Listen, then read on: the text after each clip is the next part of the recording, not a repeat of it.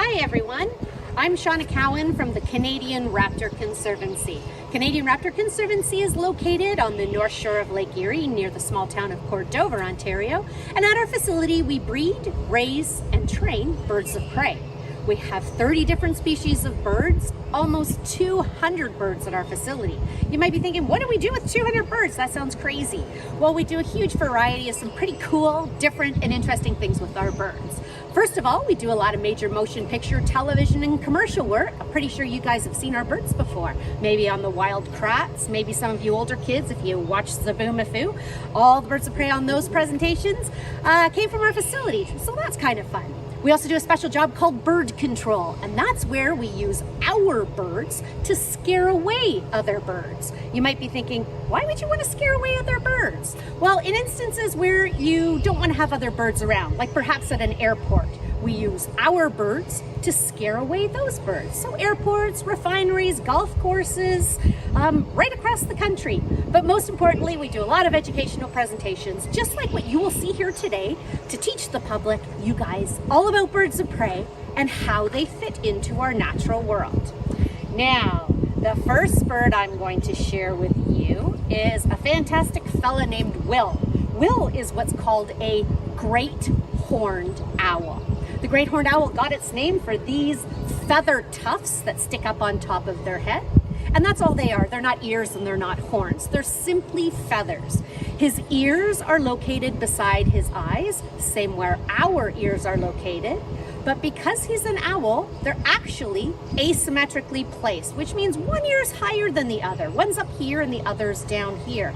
So it actually allows him to pinpoint exactly where sound is coming from. This is a low light level hunter, and that means he hunts mostly, best way to see him is at dawn and dusk, so in lower light levels. So he relies on his amazing sense of hearing to help him locate his prey.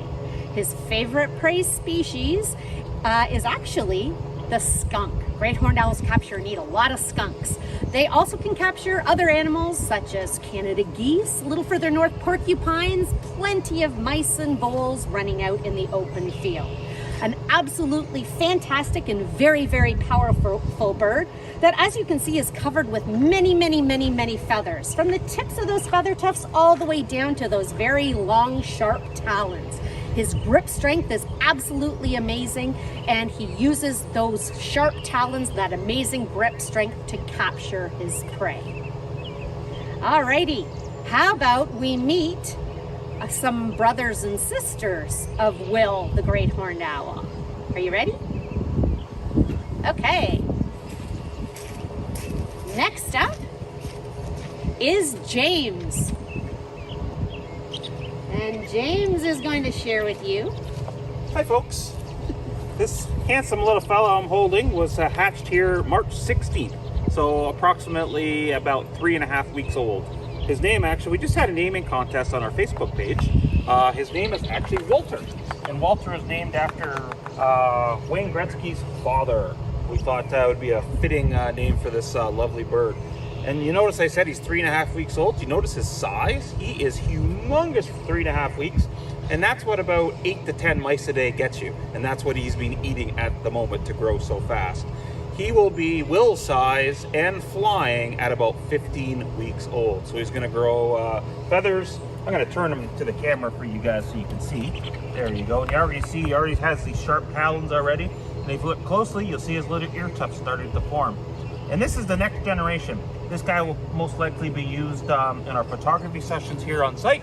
And he'll also be used for doing live shows off-site. So he'll have a couple different things to do. Now, this guy also, if you look at him, notice his beak is already almost full size. You can see his facial disc starting to form. Shauna was talking about how good their hearing is. Most owls have a facial disc, so if you put one hand up to this here, one hand up to this here, not only do you start looking like an owl, but I bet you could try that at home, you can hear a little bit better. It brings more sound waves, amplifies sound waves into the ears, so they can actually hear quite a bit better in those low light conditions. Great horned owls are found right across North America, every province, every state, found right up to the tree line of our 3 northern territories. So very widespread range. and they're found all the way through Central America and a little bit into South America, and also found on a few Caribbean islands. So they're quite a widespread species in the Western Hemisphere. And right here in Ontario, one of our earliest nesting birds. These guys start nesting actually in the month of February. So they're sitting on eggs in February. Normally by middle of March, they will hatch out. So pretty cool. Them and ravens are actually sort of 1 and 2 for starting early for the nesting season. So many of the wild great horned owls in Ontario will have young in the nest right now, just like this guy right here.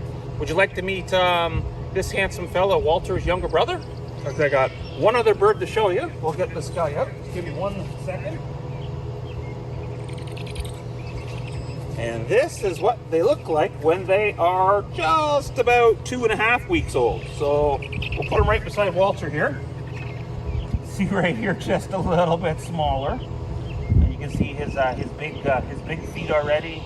Beautiful beak. You can see those eyes, and of course his beautiful down feathers.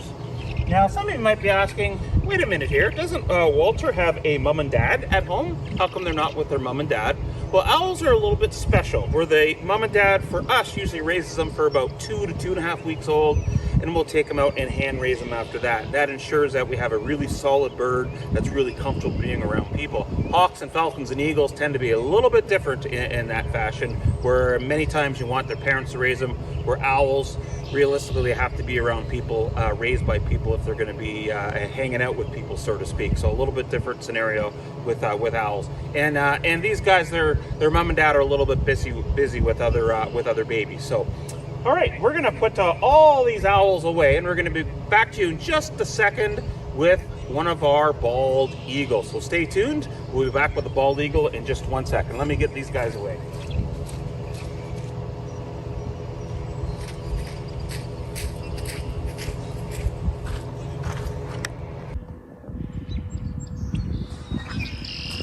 Okay, folks, well, we're at one of our ponds here at the CRC. We thought we'd show you Sam the bald eagle's favorite thing to do. So if you watch, he's going to fly right across the water here. I can already see his reflection on the water, actually. Here he comes. Look at that reflection. Wow. So everybody, this is Sam, and Sam is a 11-year-old male bald eagle. You notice he has a white head, white tail. That's the mark of an adult. He didn't get that, for that matter, at about 4 to 5 years of age is when he develops a white head, white tail. Immature bald eagles are almost all brown to black in color, depending on what age they're at. This guy is a male, so 1/3 smaller than a female. He has about a 2-meter wingspan, so that's about 6.5 feet. And he weighs just over 3 kilos, so somewhere around 7 pounds, where a female would be about 4.5, 5 kilos, and weigh somewhere around, that would be somewhere around 10 to 11 pounds in imperial measurement. Let's see what Sam's gonna do here. Here he comes again. Look at that beautiful wingspan. Oh, awesome. You see how he backpedals to slow down? That, of course, brings his speed down so he can, of course, stop. There he goes. And we do a lot of photography sessions here at the CRC. And Sam loves flying over the pond like this. And people get awesome pictures of this guy cruising right over the top of the water. And it's a great day to here. It's a little bit overcast, so you can still see a little bit of reflection without the sun, of course, going down those beautiful white features, the white head and white tail. Here he comes again. Look at that reflection coming over the pond. And a little bit of a wing dip. I think Sam's showing off for us. And for those of you who say that birds don't have fun, you can just see it at the expression on his face. He loves doing this. So in the wilds of North America, this is where you find the bald eagle. Every province, every state, every territory. These guys have had some problems in their past. 2 big reasons for their decline in the 1960s and 70s was a pesticide called DDT. Lead in our waterways, mercury in our waterways, and of course, let me see, lead shot. So that means a hunter would go out and shoot a duck, doesn't find the duck, and of course, bald eagles would eat the duck and then and ingest that one lead pellet or 2 lead pellets in that duck, and they would die of lead poisoning. The law was changed almost 25 years ago, so you can no longer use lead shot for waterfowl hunting, and that saved a lot of bald eagles. Ever since that time, actually, we've seen a real spike in populations.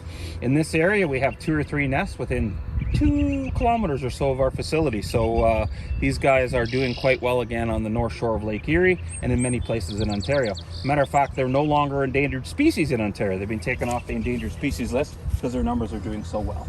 Look at them come right over the water there. Look at that beautiful reflection. Awesome. Now you notice also his beak. All the other birds you're going to see here today on this video, bald eagles have probably the largest beak in proportion to their body size. The beak is used, of course, for tearing fish and waterfowl that they catch. Remember that bald eagles don't use their beak to catch things, they use their feet. Think of their beak like a utensil, like using a fork to cut up, a knife and fork to cut up food. They have a sharp beak and a hook on it. It allows them to pull and be able to swallow their food in smaller portions. Okay, let's see if he'll come. Maybe we'll do 1 or 2 more flights with this guy. If you guys want to see a couple more flights, let's do a couple more flights. Come on, buddy. Help. Oh, beautiful reflection with this guy.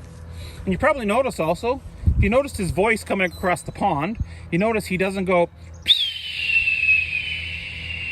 So that's the sound of a red-tailed hawk. For some reason, when Hollywood makes a movie, they dub that sound in for every other bird of prey. I always get a chuckle when I hear that in a movie and a bald eagle flies over.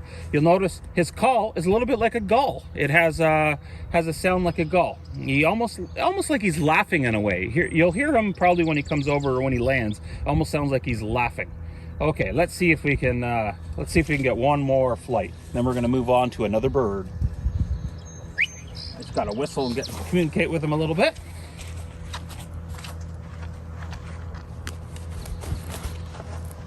Awesome. Thank you so much, Sam. Awesome as always. Sam, the 11-year-old male bald eagle. Hi, folks. Our next bird is Gordy. Gordy is an eastern screech owl. Now, you might look at this guy and go, wait a minute here. Is that one of the baby great horned owls we had out earlier? Absolutely not. This is its own species. This is the 3rd smallest owl in Ontario. Gordy is an adult, 4 years old now.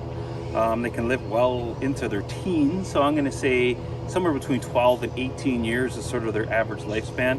Now, I always call Gordy sort of a quarter pounder with cheese because that's about his weight. He's about 145 grams or so. So let me see. Boreal owl a little smaller, saw-whet owl quite a bit smaller. So those are the 3 smallest owls: eastern screech owl, boreal, and of course the saw-whet owl in Ontario. We have a northern pygmy owl in BC that's quite a bit smaller, a little guy like about this big, about the size of a starling, if you've ever seen a starling before. Now, where do you find these guys? The best advice I could give you, if you wanted to see an eastern screech owl in Ontario, I would go to a cemetery. And you're probably thinking to yourself, a cemetery? What does a cemetery have that an owl needs? First of all, cemeteries are fairly old, from the 1800s. That means normally they have big old trees.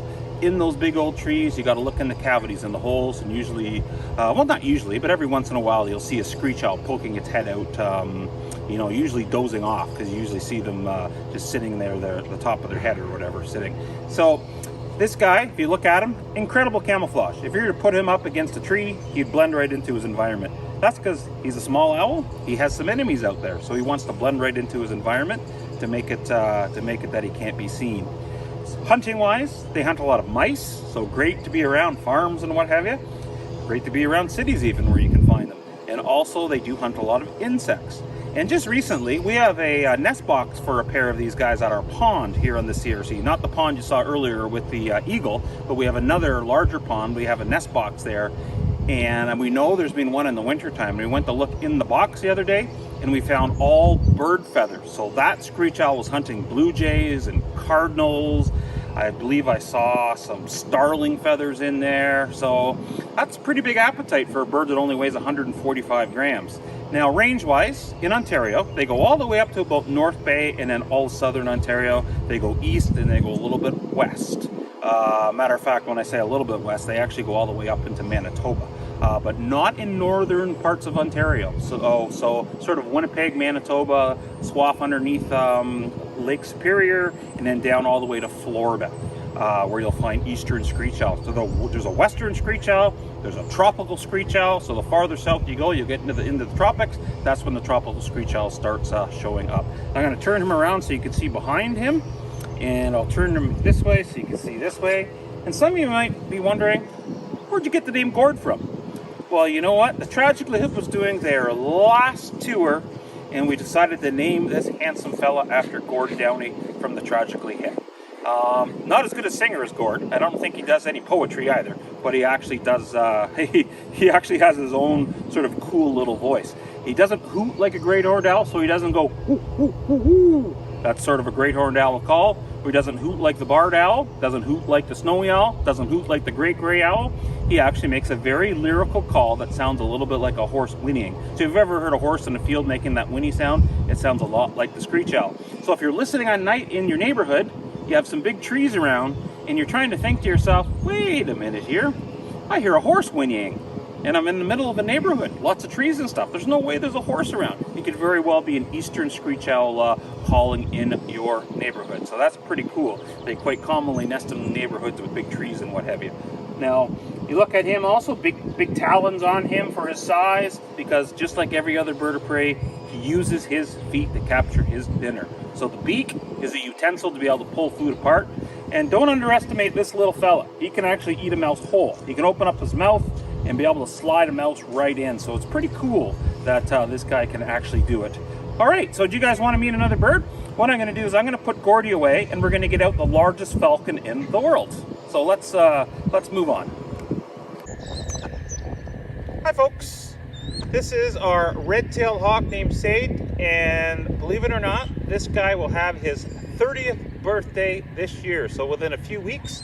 So this is an older bird. You know, people ask me what is the average lifespan of a red-tailed hawk, and I say about 25.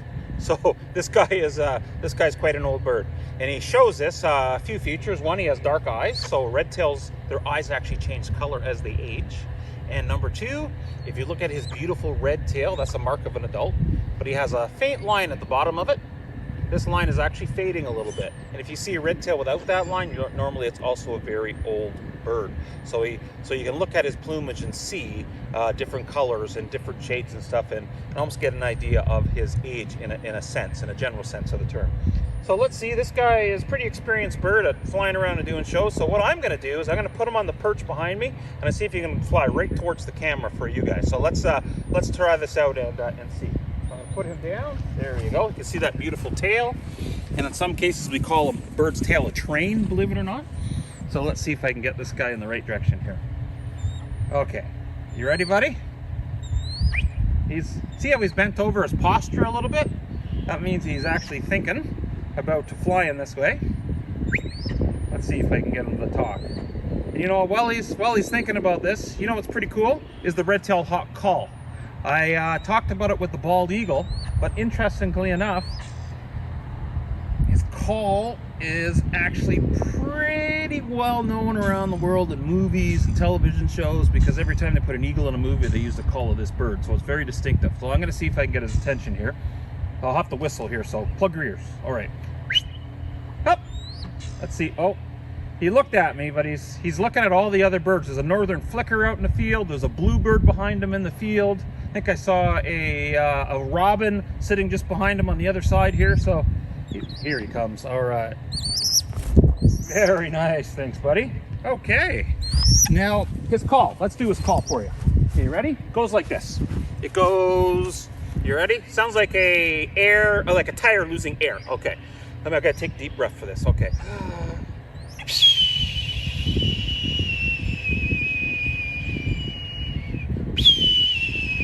So if you hear that in the movie, that's the sound of a red-tailed hawk. No other bird actually makes that sound. Let's see if he'll fly for us maybe one more time. Now, as I mentioned, this guy's age, so he's a little bit like a human in the sense that as he ages, he loses some of that physical abilities. So the thing is, though, he has actually gained in his intelligence and his experience as he's aged. So just like people, experience does count in life. You know, you hear the word experience thrown around quite a bit, and it really does count because he knows all the tricks of the trade now, being an older bird. So it actually helps him out as he gets older. He loses some of that. Okay, here he comes. You ready? There we go. Awesome. Thank you, buddy. And you can see how he's fanning out that tail, showing off those beautiful, beautiful markings. Now, red-tailed hawks, where are they found? Well, interesting enough, in Canada, this bird is found in every single Canadian province, in every single Canadian territory, but not found in the northern part of the territories, more in the southern part of the territories. The only place you can't find them in Canada is the high Arctic and, of course, Newfoundland. But they are found scattered in southern Labrador. So they are, you could say they're found in all our provinces. In Ontario, right throughout the whole province, you can find red-tailed hawks. They don't all look like this. Some are darker in color. Some are lighter in color. The Crider's redtail, for instance, from the prairies is very pale in color. This is what we call an eastern redtail. Also found in the Caribbean. Also found throughout, all the way down to about Panama, so through the United States. So one of my favorite birds is the red-tailed hawk. When you are driving the highways of Ontario and beyond, look for that hawk sitting on a lamppost, sitting in a tree, standing on a bale of hay. You've just seen a red-tailed hawk. When you drive the highways of Ontario, you're probably wondering, why are they watching us drive in our cars? Here's the reason why. They're actually hunting. When we build a road, we put grassy ditches on either side. In those grassy ditches is a smorgasbord of food. Not to mention they have we put up telephone poles and leave trees along the sides of our roads, perches where they hunt from. So we have all the ingredients around a highway to be able to, these guys being very successful. All right, I think we're gonna do one more bird for you today, and then we're gonna move on. All right, thanks. Hi folks. This is the last bird we're going to show you, and pretty cool bird. This is the only bird throughout the day here that we showed you that is non-native to Canada or to North America. So this is the largest owl in the world by body weight, not by wingspan, not by length. That would be either the great gray owl, or there's a fishing owl. Actually, there's a few fishing owls from overseas that are quite large, but strictly by, you put them on a scale, his mass, his weight, this is the largest owl. This guy's name is Frodo, and Frodo is a bird called the Eurasian eagle owl.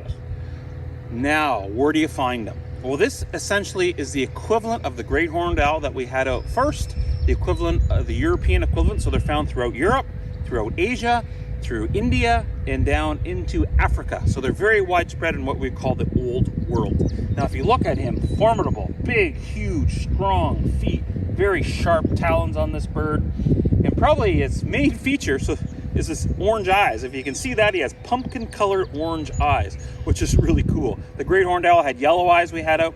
This guy has orange eyes, which is probably the signature of this bird. Beautiful long ear tufts on Frodo here. And Frodo, by the way, is 16 years old, sweet 16. And this guy can live into his late 40s. The record, I think, is 48 years old for a great horned owl, or sorry, I should say, let me rephrase him, an eagle owl. Although he's in the same family as a great horn, we're talking eagle owls right now. Also, same type of hunter. They'll sit up on a structure like a tree or something and wait for prey to move, and they'll dive down and try to catch it with these big, huge feet right here. Now, eagle owl, the eagle part of it is just referring to his size, large like an eagle. So very interesting. Again, camouflage. Look at him. Imagine him sitting in a pine tree. He blends right in with the trunk. And where you'd find him during the day is pressed up against the trunk of a tree to blend right in. Also has that facial disc for hearing. So remember, we talked about putting your hands up to your ears so you can hear. That's where this guy uses the shape of his face to help out his ears. Now, all the birds we have here, we've had during this, and all the birds at our facility. We do a lot of educational presentations, and sort of our goal is to educate the public about how great these birds are and how they fit into our natural, wonderful world. So the relationship between these guys and the world that they live in, and that's the world we live in also. So we share this with these wonderful bird species. You know, and I'm hoping during this presentation you'll learn a little bit about these guys and their conservation more than anything. And we like to sort of say we protect what we know. So if we know a little bit about something, we tend to want to protect it more than something we know nothing about. And that's why we do this type of work and type of presentation. So when you guys learn about this stuff, you want to learn a little bit about them. You want to go out, maybe start a conservation project, maybe building a nest box for an owl, maybe putting up an osprey platform, or maybe just restoring some habitat for these guys to be able to survive in the wilds. Even within cities, you can actually restore habitat and have birds of prey in city parks and what have you. And you might be thinking, oh, well, I don't want a bird of prey in a city park. What about my dog, or what about this or that or the other? Don't worry, they've coexisted with us for thousands of years, and you know what? I don't think that's really too big of a concern. It might be the odd concern, but I wouldn't say it's a big concern. I think it's more of a pleasure having them around. Now, please, you know, during this April break, as we call it now, please get out and walk the city parks and see these guys. Bird watching is the easiest activity. Nature has given you all the senses you need. Good hearing, good eyesight. If you don't have one, you can use the other, or vice versa. Doesn't matter. And if you want to augment that, get out a pair of binoculars, get out a book, use an app on your phone to identify different birds. Birds can be identified by listening to them or by seeing them. So it's pretty cool. All-encompassing activity bird watching is. Sometimes it turns into a lifestyle more than it is a hobby. So watch out. Bird watching could turn into that for sure. All right. Well, thanks for listening, and hopefully we'll see you soon at the museum.